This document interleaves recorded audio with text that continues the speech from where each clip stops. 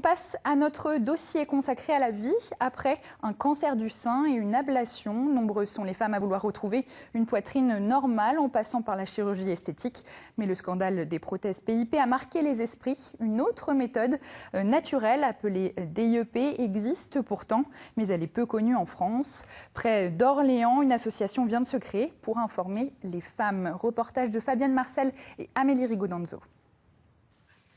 Le jour de son anniversaire, Aline apprend qu'elle est atteinte d'un cancer du sein. C'était en avril 2012.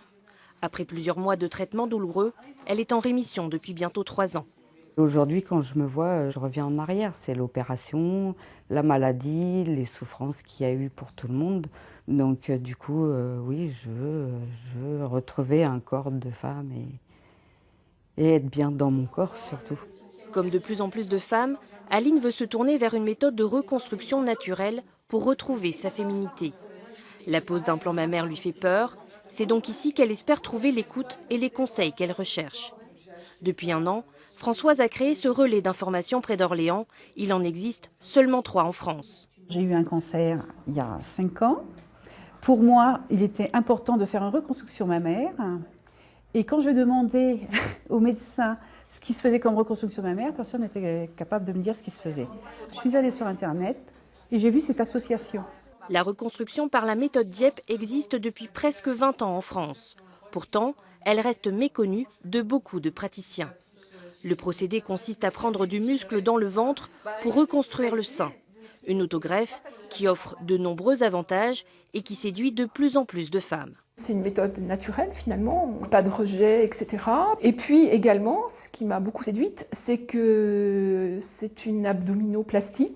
Moi, suite à mes grossesses, j'avais pas mal de ventre, donc ce projet, effectivement, me ravissait parce que j'allais dans le même temps être débarrassée de ce ventre disgracieux.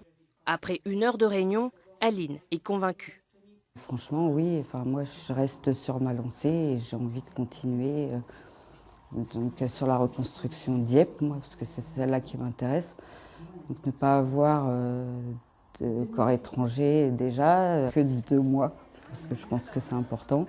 Pour faire connaître la méthode DIEP, l'association organise des conférences ouvertes aux professionnels de santé comme aux particuliers.